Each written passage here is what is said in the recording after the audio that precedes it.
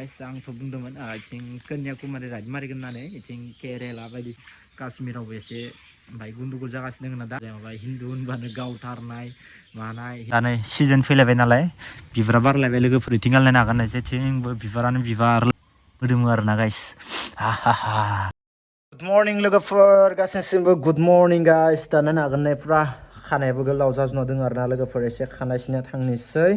इनिफ्राय गाइस दा खानाय सिननो थाङिनि सिगाङावनो नोंथांनो मोनसे बेसाद देखानि आङो इथिंगाल नायनो हागोन नै दाउखौ नायनो गाइस दाउखौ नै माबायदि नै दाउखौ नुदोंना लोगोफोर सानफ्रोमबो फैयो आरोना दाउआ नै हाबनो नागिरबाय थायो आंनि न'आव बिराद दाउ फैयो जोंहा न'आव नै नुदोंना नै गाइस आंखौ सिनायाखै दे आंसो सिनायगासिनो दङ नै नुदोंना नै अ माय गड लोगोफोर आसरितखा नाय आरो जाबावगोन दे इनै आयनाखौ सबाय थागोन दे नै गाइस दाउ फिसियोना आङो मेरला दाउफोरखौ इनिखायनो दाउ आंखौ मोजां मोनोलै नायदो गाइस नै सौलायबाय नै बिराद मोजां मोनो आरोना लोगोफोर बिसोरो आंनि न'आव गेलेफैबाय थायो नुदोंना गाइस नुदो दा फोथायबाय दा स' गाइस थ' बिदिनो आरोना गाइस माने दाउफोरखौ बिदि बारा आं बुथारलाबायाना बेनिखायनो आंखौ एसे मोजां नाङो आरोना लोगोफोर दाउफोरा दाउफोरखौ एसे बुथारबाय थाबासो माने बिसोरो नायनो बायो आरोना मानसिफोरखौ दा अनो बिसोरो आंबो अनो बिसोरबो आंखौ अनो आरोना आं फिसा टाइमावसो लबरदो गावोमोन दा बुजि टाइमाव गोरोन्थि मावबाय आरो गोरोन्थि जाफ्लांनायखौथ' भगबानाबो निमायो मावनायखौसो निमाहा होआ ना बाखि दा गाइस अबस्था बिराद लेथ्रा जाना दोङो दा सिननो थांनोसै थ' नोंथांमोना जुदि दिनै ब्लगखौ इन्ट्रेस्ट दोङोबा जोबनायावलासे नायलांबाय थाबानो जाबाय गाइस अके थ' होमबा लेट्स गो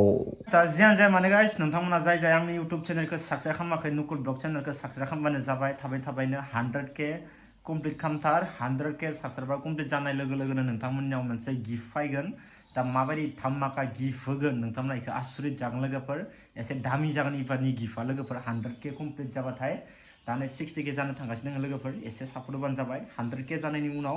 डाइरेक्ट गिफ्ट फैगोन आरोना लोगोफोर दा बाखि खानायसिम थांनोसै लोगोफोर एसे हि सुनानै लाबाय ओमफ्राय हि सुखांनानै दा नै खानायसिम थांनोसै थ' बिनो आरोना गासिनि ब्लगा थ' नायलांदो माबायदि जायो माबायदि थायो नायलांबाय थादो लोगोफोर नायनो हागोन नै नोंथांमोना फुरा गारिनि अबस्थाया बिराद लेथ्रा जाना दङ आरोना लोगोफोर दाख्लै जेम्स आदानि हाबा जानो थांदोंमोन ना अखा जाजोबना दङ लामायाव ओमफ्राय फुरा लेथ्रा जाजोब्बाय आरो नै लोगोफोर फुरा हेभिनो आरोना गाइस बेनिफ्राय नै लोगोफोर अबस्थाया माबायदि दा गारि खेबसे एसे स्टार्ट होना दोननोसै आं लोगोफोर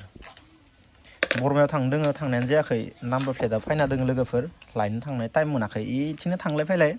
रानि गाब नायनो हागोन नै 12 जाना दोङो नै 12 उपाय गैया लोगोफोर एकदम मा जागोन दा इदिबा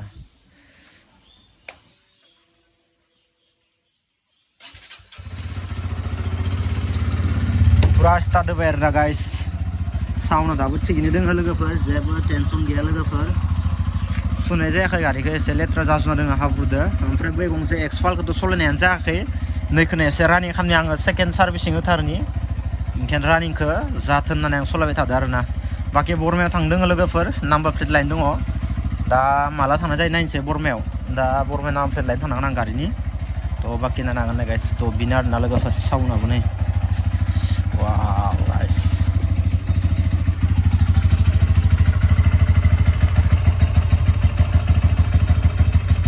फुरा रेडि जाबाय नायनो हागोन नोंथांमोना फुरा माने नर्मेल खानाय सिनना फैबाय आरोना गाइस आंनिया जेबो स्टाइल गैया फुरा नर्मेल सिननानै फैबाय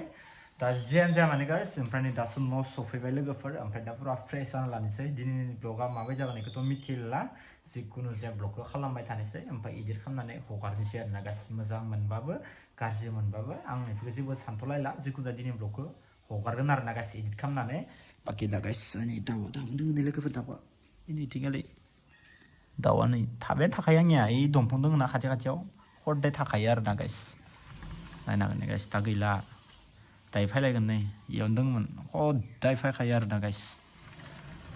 मोजां नाङो लोगोफोर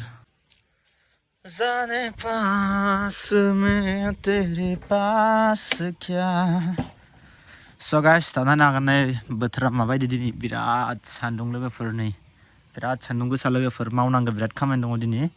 ओमफ्राय बाखि फुलफोरा आंनिया नै जाफिनजोब्बाय लोगोफोर नै बरिया बिबारा बारफिनजोब्बाय आरोना गाइस साफा थैजोब्बायमोन ओमफ्राय दसेनो थांखांफिनजोब्बाय थैनायाथ' थैयाखै माने बिलाइफ्रा रानजोबना दङमोन आरोना दा नै सिजोन फैलायबाय नालाय बिबारा बारलायबाय लोगोफोर इथिं गालायनो हागोन जेथिंबो बिबारानो बिबार लोगोफोर नायदो एबार नोंथांमोना नै नायदो लोगोफोर नायदो सोब नायजोबदो एबार बिबारानो बिबार नै नायदो लोगोफोर जेथिंबो बिबारानो बिबार आरोना गाइस एबार टेनसन गैला सिखिरि आराम फैनांसिगोन आरो नै सिखिरि गोजा एबार सब सिखिरि जाजोबसिगोन एबार नै बिबारानो बिबार खनला खनलि बिबारानो बिबार जेथिंबो बिबार लोगोफोर टेनसन गैया गाइस बरिया खालामना होजोबखाबाय ना ओमफ्राय इथिंगालि बाखि नायनो हागोन नोंथांमोना इथिंगालि नैखौ मा होनो नोंथांमोना कमेन्टआव खिथाहर नोंसोरनि गामि इथिंगालि मा होनो नैबे बिबारखौ नोंथांमोना कमेन्टआव खिथाहरबानो जाबाय बिराद मोदोमो आरोना गाइस हा हा हा नायनो हागोन नै गाइस जा समायना लोगोफोर नै नोंसोरनिथिं मा होनना बुङो लोगोफोर नैखौ कमेन्टआव खोन्थाहरबानो जाबाय दा आंबो बारा मोजां मिथिया दा बुंनाया मिस्टेक जाबाथाय आरो कमेन्टआव माबा माबि बुंलायगोन ना नोंथांमोना दा इखौ मा फुल होनना बुङो नोंथांमोना जुदि मिथियोबा कमेन्टआव खोन्थाहरबानो जाबाय जा समायना बिबार मानसिनि गोसोनि साननायाबो जुदि बिबार बायदि समायना जानाय मोनबा बुहुमा नाम्बार 1 जागोन लोगोफोर बाखि इथिंगालि नाय ओमफ्राय नै रजबबावदों ओमफ्राय इथिंबो दंबावो आरोना गाइस मेलला लोगोफोर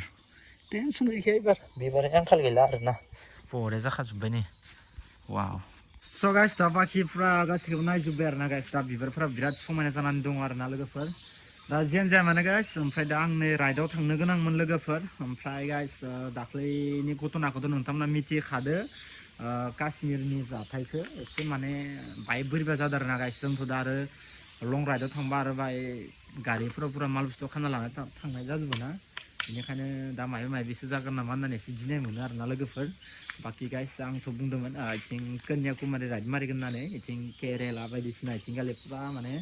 राइड मारिगोन सानदोंमोन लोगोफोर ओमफ्राय दा कन्याकुमारियाव थांनो सानथारदोंमोन ओमफ्राय दाख्लैनि जाथायखौ खोनानै एसे गिनायबो नांदों आरोना लोगोफोर दा माने माबाफोरसो जागोन नामा काश्मिरावबो एसे बाय गुन्दुगुल जागासिनो दङ ना दा निउसाव बिराद गरम जागासिनो दङ लोगोफोर बेनिफ्राय जिखुनु जाया माबा हिन्दु होनबानो गावथारनाय मानाय हिन्दुखौनो नायनो बानाय बिदि जाना दङ आरोना लोगोफोर दा बेनिखायनो एसे बोरैबा नांदों गोसोखौ दा नायनोसै लोगोफोर एसे साननानै बाखि साननानै नायनोसै आरो मा बुंनो दा उपाय गैया लोगोफोर बाखि टाइमफ्रा मा जायो दा खेबसे सानग्रोनोसै आरोना दा नायनो हागोन नै इथिंगालिबो नायनो हागोन नोंथांमोना इथिंगालिबो नायनो हागोन ओमफ्राय बाखि गाइस इथिंगालि नायनो हागोन नै नोंथांमोना नैबे खिन्थु बिबार बारा जासिनो नर्मेल बेनिफ्राय नैबे ओरैनो थैना दङ ओमफ्राय दा नैखौ फोना नांगोन आरोना गाइस होमबाना बे साफा जाफिनसिगोन ओमफ्राय नैयाव एसे दै होबानो बि साफा जासिगोन आरोना गाइस बेनिफ्राय बाखि नायनो हागोन नै रोदाफ्रा माबायदि जाना दंजोबो इयाव दा एसे हासार होनांगोन आरोना गोबोरखिखौ गारना होबानो बरिया जासिगोन बेनिफ्राय बाखि नैबे नै बिबार बारनो टाइम जासिगोन हाग्राफ्रा नै माबायदि जाजोबदों नै नुदोंना गाइस बिराद हाग्रा जाना दङ नै हाग्राफ्रानो सेस खालामजोबो ओमफ्राय बाखि गाइस नै बेबो बरिया जानो थांगासिनो दङ बेबो बरिया जानो थांगासिनो दङ बेनिफ्राय नै सिङावबो दङ ओमफ्राय आरो नर्मेलफोर बायदिसिना दंबावोमोन